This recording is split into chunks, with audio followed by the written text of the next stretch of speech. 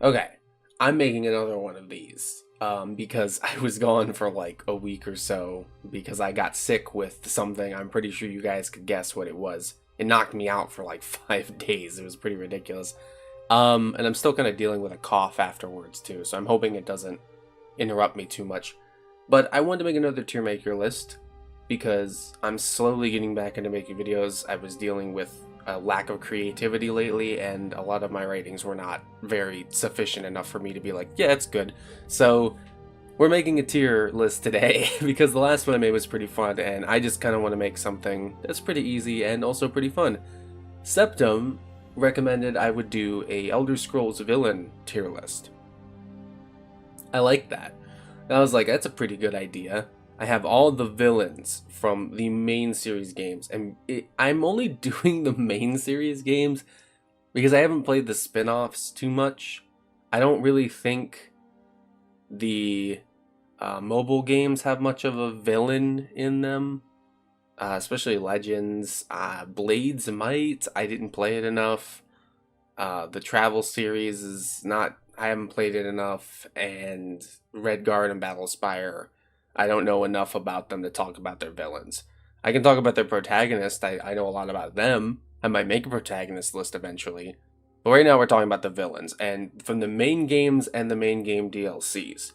So we have Arena, Daggerfall, Morrowind, Morrowind's Tribunal and Blood Moon DLC villains, Oblivion's Knights of the Nine, and the Shivering Isles DLC villains. And of course, we've got Skyrim with its Dawnguard and its Dragonborn DLC villains. So that's pretty much all of them at the bottom. This one's going to be a lot shorter than the last one because I ranked all the games based off what I knew and what I thought. And there was like way more games than there are villains. And I'm also cutting out a lot of games this time around because I don't want to talk about stuff I don't know. But every main game I've played, so I know every main villain and every DLC villain. So we're going to talk about that. So to start off, I have the lists. We got the best, the great, the good, the okay, the meh, the bad, and the worst. Best and worst self-explanatory. Great is amazing. There can only really be like one or two best, and then everything below that's just great. Good is not quite so great, but still pretty good tier. Okay is the middle ground. That's like not good, not bad. Meh is it wasn't great. It's not good enough to be okay, so it was meh. And then bad is bad. And then there's the worst, which I'll declare later. So we're going to start with Arena, which is Yeager Tharn. And when I made my tier list for the Elder Scrolls games, I talked about Yeager as one of my favorite villains. That was the reason why I put Arena so high on the list. And I was like, oh, that's a controversial opinion. But it's the truth. I think Yeager Tharn is one of the best characters in the entire series. Especially he's the best character in Arena and one of the best characters, especially in early Elder Scrolls. I love him as a villain. I think he like sticks with you the entire story. He talks to you throughout the entire story, and at the end, he even kind of acknowledges your strength. I like watched that clip again. I was like, he's not really acknowledging your strength so much as he's trying to taunt you, but he still acknowledges that he considered coming to you with an offer, which means you were worth something to him at one point, even though you're his adversary, which is pretty cool, honestly. He's a good villain. For a game like Arena, Yeager is one of the best reasons I like that game. Like, he was the standout reason. And as a villain, that means he's a good villain in my book. Love him. I love his character. He's a very simple character, but he does what he does well. And his events, what he did, like, shaped everything for, like, the next couple games. Because the political strife that happened bled into Daggerfall, which was really cool. Yeager is gonna go in the great category. He's not the best by any means, but he's a pretty great villain in my book for what he does. So the next one, and Daggerfall is a weird game. It's like the New Vegas of Elder Scrolls because it has multiple endings. So there's multiple people who could be considered bad guys, but universally, what most people agree upon is this dude. I forgot this guy's name. I don't know his name. I think it's Woodrow? Wood something? Oh my god, what was his name? I need to find this. Lord, it's a weird name. Lord Woodbourne of Wayrest. This is like his face. It's like Woodbourne, Lord Woodbourne of Wayrest. Such a forgettable name too. Woodbourne. Whose name is Woodbourne? I don't know. It's weird. I didn't know this dude. I've never played the main story of Daggerfall. Apparently, spoiler alert, if you care about a game that's like over 20 years old at this point, or almost 25, I think. This dude killed the reason that you're going to Daggerfall. He killed Lysandris, who is the reason you're going, because his ghost is haunting Daggerfall. Like at night, ghosts will haunt the street and attack you, and he killed him. But you kill him so early in the game, and then the rest of the game happens. There's so many missions after him. He doesn't even stand out, but he's the only guy you could consider the antagonist, because there's no chance to side with him. There's no chance to hear him out. There's no chance to like do anything. You just kill him. That just makes him the villain. And it's like, he's not that good. He's not well written. He's not standoutish. I didn't even know he existed before I made this list. I can't even, I'm looking at it, I knew his name, I researched him a little bit before I did this, and I still forgot his name. As I'm like starting, I'm like, oh, who is this dude again? So he's a bad villain. Like, yeah, I think he's got to be the worst, at least on this list, because I can't, nobody, like, whoever sees this list could be like, who is that? He's not important. And Daggerfall is an amazing game. He doesn't play any factor in it. He's just there for like the first 10 or so quests, and then he's gone, and then the rest of the game has nothing to do with him. So yeah, he's a bad villain in my book. But that's Arena and Daggerfall. Let's talk about Morrowind. So Morrowind has one of my favorite villains of all time. Dagoth. This guy is awesome. He's like A tier level of villainy, because his story is so sympathetic. He basically got screwed over by the tribunal for wanting to help. He helped Nerevar by holding the tools of Kagranak, and he went insane holding them, and then the tribunal basically tried to kill him, drove him insane. And now he thinks he's like the dreamer of the Elder Scrolls universe, which is some deep lore topics, but now he's like the anti-dreamer, which is some crazy level stuff. This dude is so important. Whenever you think of Morrowind, it's hard not to think of Dagoth because of his awesome character design, the impact he has on the story, the threat he was to even the living gods of the tribunal, which is cool, because he's the whole reason that Morrowind began to collapse. So he had such a huge impact on the series, like Jagar Tharn did. And I just think, I love his voice. I think everybody loves his voice. Dagoth Wave is one of my favorite, like, joke songs of all time, because it's just so boppin'. It's like, I'm a god. I'm a god. How can you kill a god? What a grand and intoxicating innocence. I'm a god. How can you kill a god? I love that song. I'm gonna say he's great, if not the best villain. I'm gonna wait till the end to see like who's the best and who's the worst, but I will put them in great or bad if they go down or up far enough. If they're like infamous or famous enough to be put in those categories, there's a good chance they might be the best by the end of the video. So stick around if you want to see the result. But that's Morrowind's main story. That's Dagoth, amazing villain. Love that guy. Terrible person. Horrible. Just a fiend. Love that man. I love that guy so much.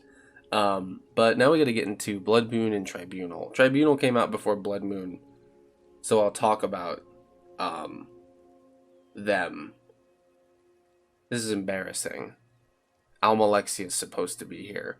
I got a picture of Alexia specifically for this video, and now she's not here.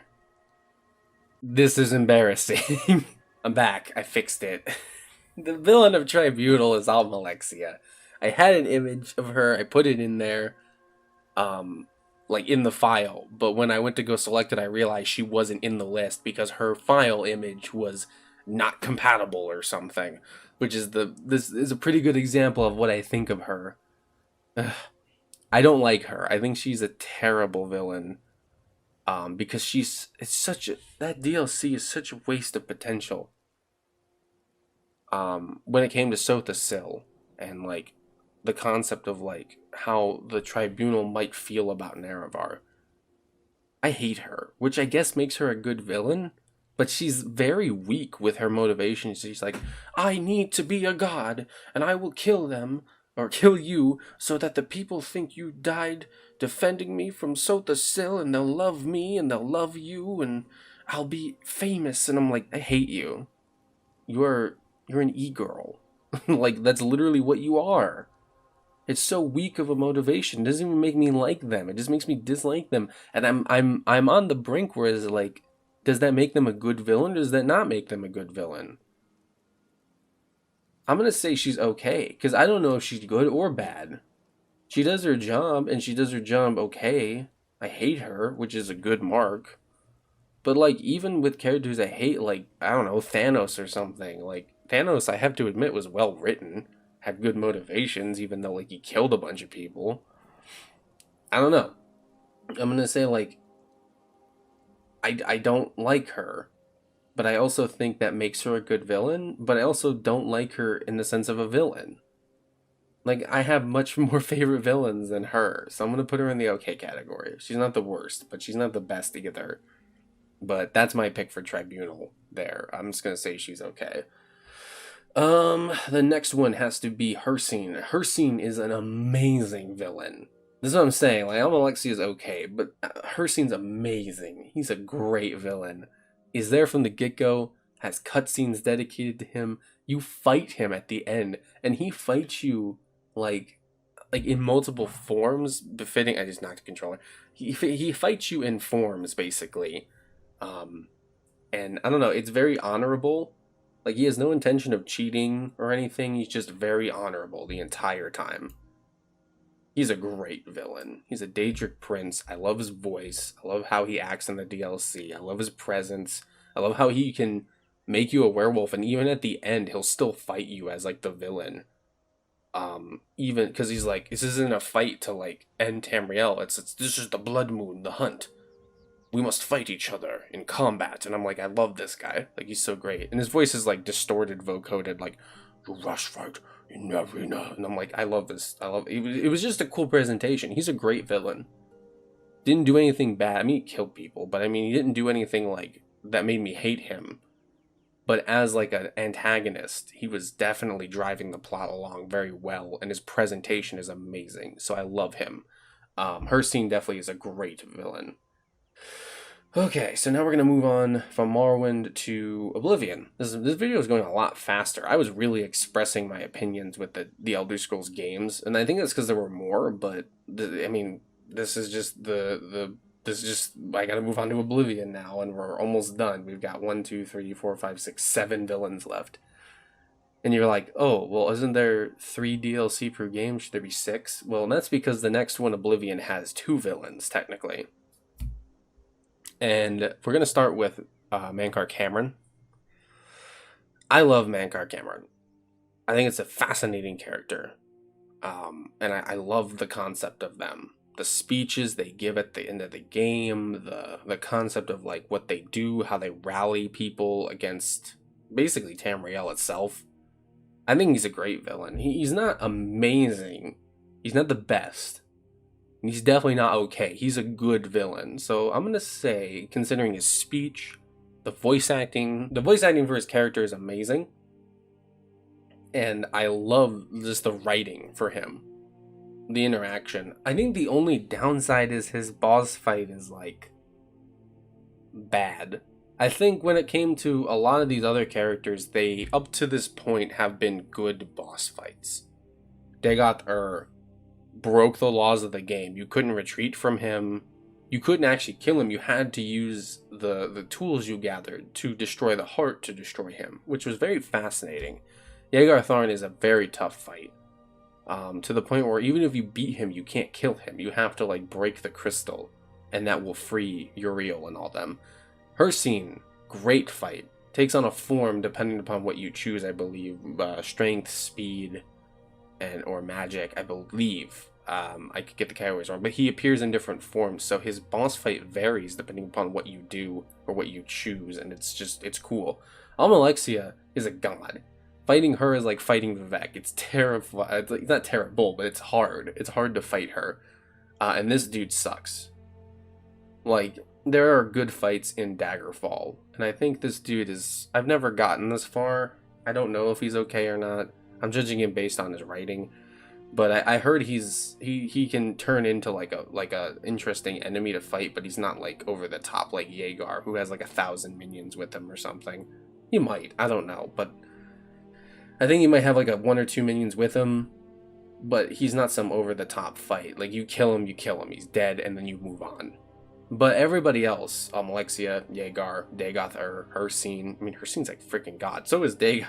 Dagoth technically is a god too, and most of these are gods. To go from that to this boss fight at the end, which is just fight me, oh champion of Tamriel or Cyrodiil or whatever you say, which is the one tick I have against him, which this prevents him from being a good villain, or a great villain. I say he's a good villain for his writing, but his presentation as a boss fight is disappointing, which is a common trend in Oblivion, sadly. Now, the other villain, on the other hand, Mehrunes Dagon. There from the beginning, popping up these portals, has an army of Daedra. The other half of this whole like antagonistic pie you have in Oblivion, and I think Dagon is just... I just stuttered there. Sorry, Dagon is very I want to say interesting. Their motivation for wanting to destroy Tamriel is never specified, but it can be speculated in many different ways because it's left open to your interpretation. And I think the Patrician TV video on Oblivion, which is like 12 hours long, be warned if you go to watch it. It's 12 hours long. It's very, very meaty video. And he speculates in that video that Dagon manipulated everything for chaos to take place. But considering the deep lore where Dagon might be the Leaper, which is from the 7 fights of Abu Daga, which is another deep lore thing, Dagon might just want to destroy the world so that he can get his position as the Leaper back from Alduin. But I don't know. That's just some deep lore crap that might not even be true. So I don't know. I think the character itself is fascinating. I love his presentation in the story where he just shows up at the end and he's like as big as a building or something, and it's like, whoa, he's got this and like a million Daedra running around the Imperial City just destroying stuff. Everything's on fire. It's scary. The boss fight where he fights the like image of Akatosh is just great. Animation for that's amazing. Doesn't speak, doesn't say anything, doesn't have to. The presentation is perfect for the job Dagon does, for his symbolism in the story, for his minions, for his plan, for his presentation. I'm going to say he's a good villain to have. And technically he's done this before in Battlespire, but I'm only going to judge his performance here. So I'm going to say he's a good villain based off his presentation. There's no writing to judge. That's like, okay, that's the interesting part. These two are both weakened in the exact opposite category. Mankar Cameron's weak because of his presentation. Like, in the story as a fight, as a presence. His writing is amazing. His presentation and his mouse fight and everything is But the writing, the voice acting, the presentation in that part is good. But when it comes to actually seeing the character in the last moments where you go to fight them, it just fails. Dagon's the exact opposite. Dagon is like, there's no writing. There's nothing there. There's nothing to judge because there's nothing to write. He doesn't talk. He doesn't say anything. He doesn't do anything besides show up. But the presentation at the end is, you feel it. You feel it to the point where Martin has to sacrifice himself to literally save you in this blazing dragon form where they literally fight, and like he banishes him from Tamriel. It's just this crazy boss fight. So they both kind of help each other, making them both pretty good villains in their own way, but kind of helping the weakness of the other with the other's strength. Their strengths help their weaknesses if they work together, which is great for the story. Which is why I think the story of Oblivion's okay, because the villain driving it, there's two technically, and they help each other, which is great. So both of them are good. Both of them are in the good category.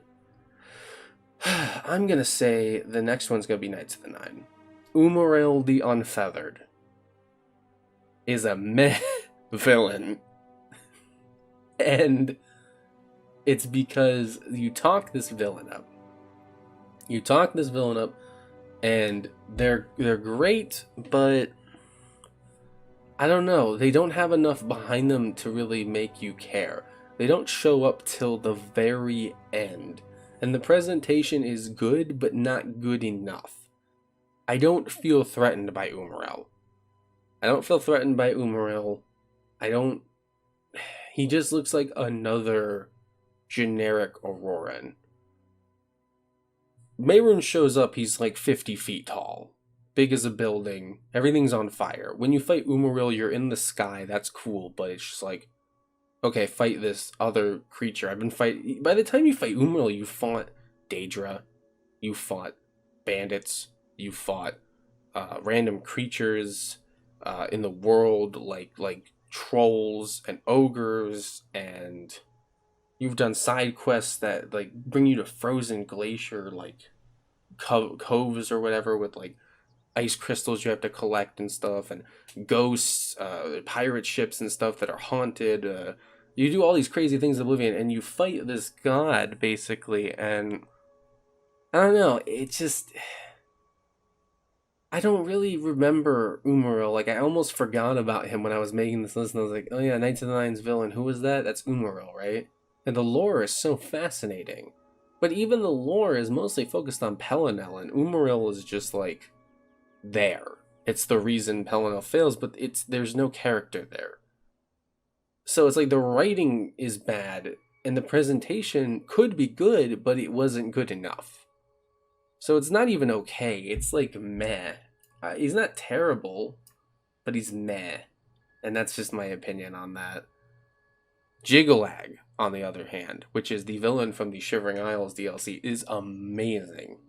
I love the lore behind this. The implications of, Jiggalag is technically Sheogorath, or Sheogorath is technically Jiggalag. Spoilers for the story, by the way. I should have said in the beginning, there's spoilers for all of this. We're talking about the antagonists, but I really hope no one gets upset about that. Oblivion's been out for like over 15 years now. I would hope that nobody who's watching this is going to be upset about spoilers for that. But Jiggalag, I think, is a fascinating villain because of what they represent in the narrative of the story.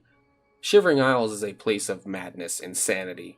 It represents literally by its two areas, dementia, mania, which are two halves of the same coin. Dementia is this dark, depressing, scary place filled with creatures that are just like disheveled, and these sights that are all blue and dark and depressing, and that represents like depression and all these other different like crazy things that are bad by mental illness standards. And then Mania. Mania is interesting because it's colorful, it's beautiful, it's wacky, it's crazy, and it represents like the crazier side of insanity, which this is probably artists who don't understand a lot about these mental illnesses trying to represent it, but they did a good enough job so that regular people like me can kind of see what they're going for. And maybe people who have them could even understand what they were going for and see that they weren't far off from the mark, because no one's ever really complained about it. But Jiggalag isn't insanity. It's not random madness and chaos. It's order. And that's what's scary, to the point where the other Daedra had to rally together to literally turn him into the exact opposite of what he was. Making Sheogorath technically the strongest Daedric prince in existence, because it's the raw power of Jiggalag, but in this whimsical, insane form, which is why everyone loves him so much. But I love Jigalag. The boss fight at the end is okay. I think the minions showing up is great. The writing's great. The symbolism's great. The presence in the story's amazing. That was another thing about Umaril that failed, was his presence in the story. Like, they talk about Umaril, but it just doesn't, I don't know, it just didn't really feel the threat like I did with Jigalag. Jigalag was such a threat that even Shea Gorath was concerned, and you started to see why at the end when he literally transforms into him, because at the end, this manic and chaotic personality that is Shea Gorath, who's funny, making jokes, and just being random as all heck, at the end is even like depressed, making more sense, saying all these things, and you begin to realize that when you find out Jigalag is Shea Gorath, it makes so much sense, and the revelation just smacks you over the head, and it's just like, that was good. So I think the presence in the story, the presentation's pretty good, the writing's pretty good.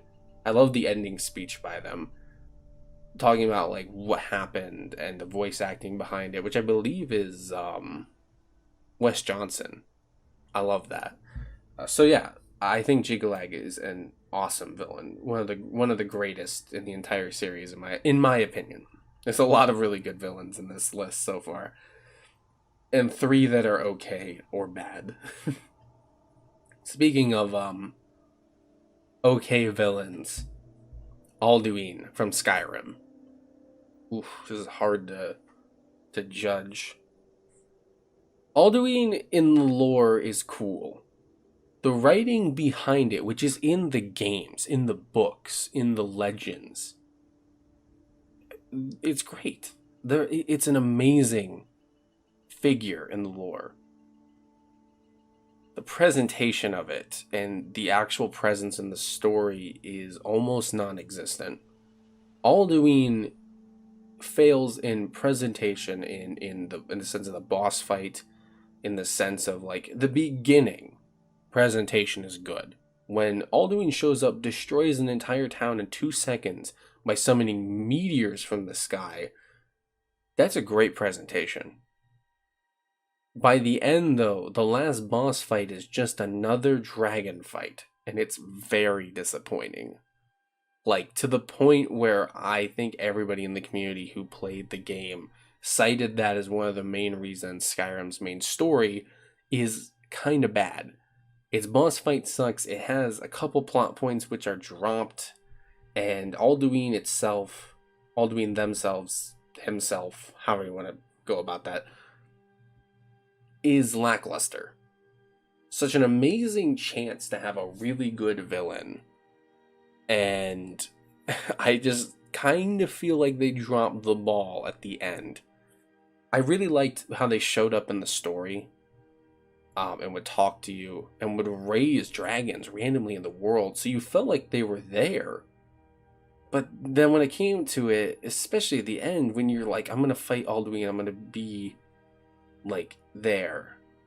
The first boss fight where you couldn't kill him was great, but there's a boss fight mod that does a better job. I think at one point Alduin swallows you in it, and you have to like break out of him or something. And that would have been cool if something like that kind of happened, where these sequenced events with different animations would work. And it's capable, like they're capable of doing it, but they just didn't try, and it's just like, I don't know.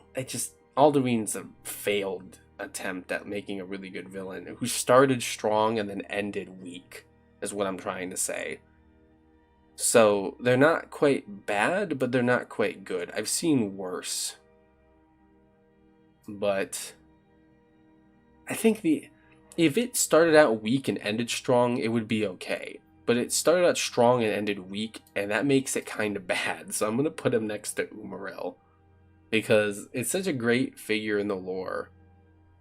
But that's a hard pick. Are they okay, or are they kind of bad? Are the goods, do they outweigh the bad? No, I don't think the goods outweigh the bad. Alduin's voice acting is great. Alduin's presentation is great, like, as an actual character. But the presentation towards the end of the game is just bad. And I don't like that. So I'm going to say he's meh. I'm gonna say he's kind of bad, because that's like one of the driving forces behind the main story. Oh, but then the legends of it, like what they go into and what they do and the flashbacks. I'm gonna say they're okay. That's my final thing. They're okay. I'm gonna keep flip-flopping back and forth, but I'm actually gonna say they're okay. But they could have been much better. I mean, look at what's above them. When Mankar Cameron, like, he suffers from Mankar Cameron syndrome almost. Oh, now you got me questioning Mankar Cameron. But the writing behind Mankar Cameron's cool, and the history behind Mankar Cameron's cool, and the books and the voice acting's cool. The only thing that was bad about Mankar Cameron is his boss fight at the end, and the presentation of it. And but Mehrunes fixed that, and I'm not gonna hang up on this. Mankar is okay too. I think they're good because I like his speech, his story, his realm, his presence, how he drove a cult amongst everything. Alduin rises from like the dead, or from time basically I should say, and brings all these dragons back, drives the plot forward, but dragons are only so interesting to a degree. Whereas like the cult was like in every city.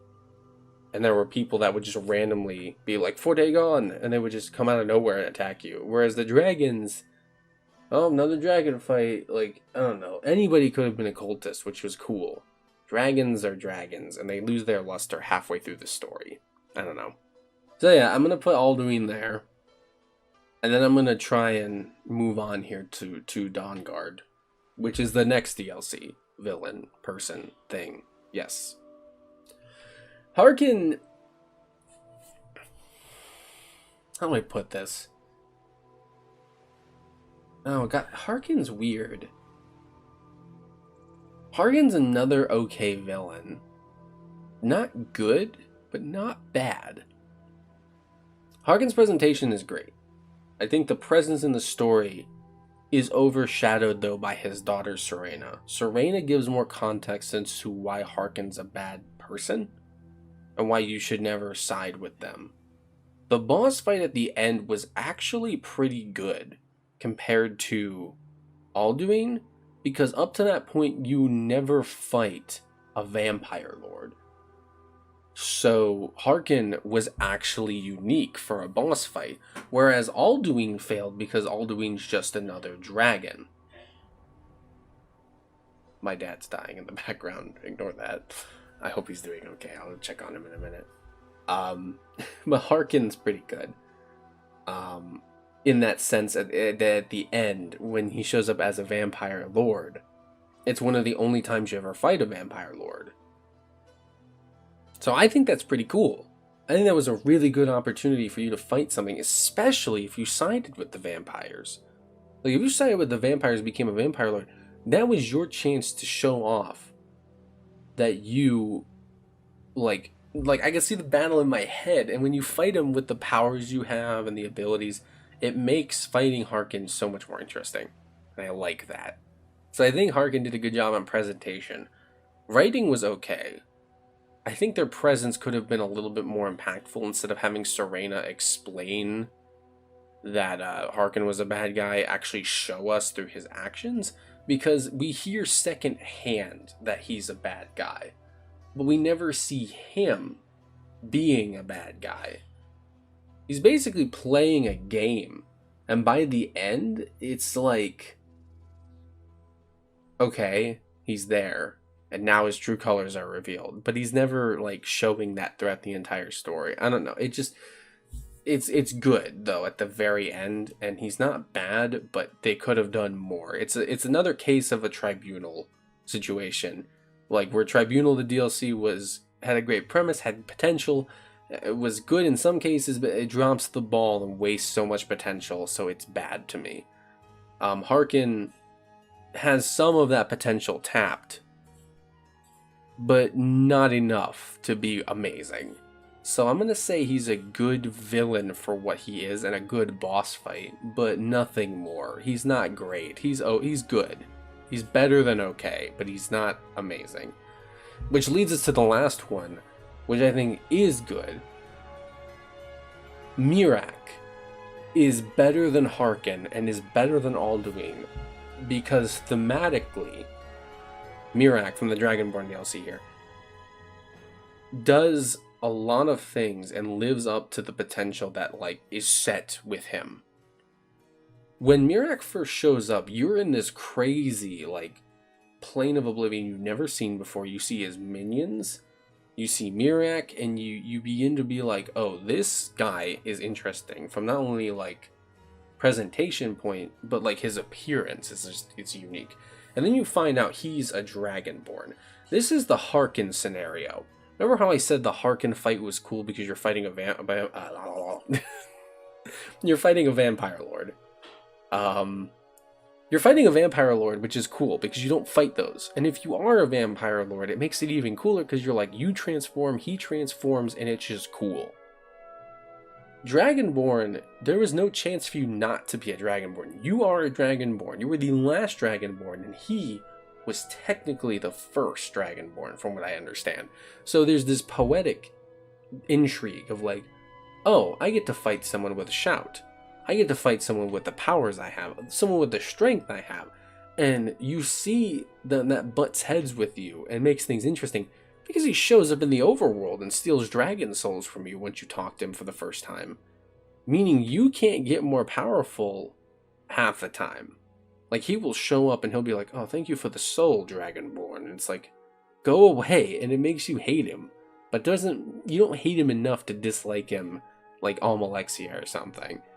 Like, you dislike him because it's like this cat and mouse kind of game where he's like poking at you, but not like driving you over the edge with anger. So I think that's a great villain thing. Like, he's there. And he's there throughout the entire story. You fighting dragons throughout the main story of Dragonborn is a common thing because they're all over the island of Solstheim. When you kill a dragon in the story because you want to get the new powers you've acquired, Miraak is there stopping your progress. So the presentation works. And they're there in the beginning. You are stopping their presence because their presence is there. They're like everybody on the island when they sleep goes to build these statues. So you can't even sleep on the island because of Miraak. And the Skald even talk about how you need to like find these shouts, learn Miraak's power so you can stop him because you can't stop him right now. And it actually leads up to this boss fight where Miraak keeps popping in like throughout the main story. His presence is felt. He's a real threat. He represents something that's poetic for you because he's the opposite of you. He's the same thing, but on the opposite end. And I really like that. The boss fight with Miraak is awesome. You ride a dragon into battle, which is amazing in my opinion. You ride his dragon. And then that dragon, I think, helps you until it dies.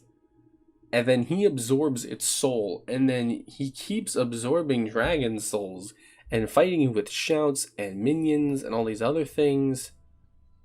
It's well done. The only downside is that you do not kill Miraak. Hermaeus Mora kills Miraak. And that is the only downside of that DLC.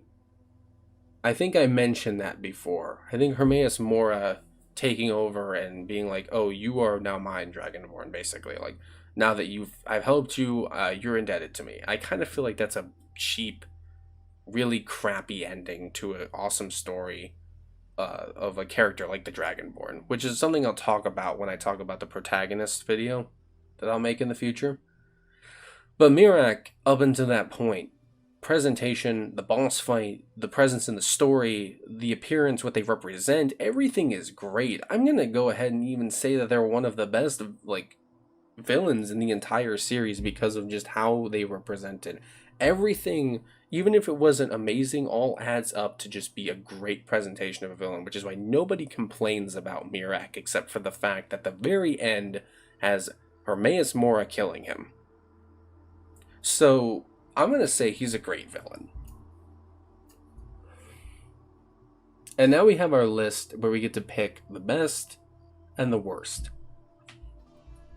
This dude's the worst. I don't like him. I think he's a bad character. He's not memorable. He doesn't do anything for the story. And he's just Not a good fight. The worst villain. He's bad, but he's also the worst. So, there you go. Alexia had a good fight, so I'm not going to move any of that around. Everything else seems pretty good. If I had to pick the best villain in this series, it's super hard to choose. I want to say... I don't want to say it's Miraak, but I want to at the same time. I'm caught between Miraak and Dagoth.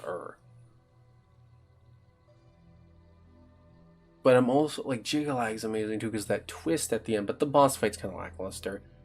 But it's, everything else is amazing. Hircine's boss fight's amazing, and the presentation's great. But I wouldn't say he's the best either.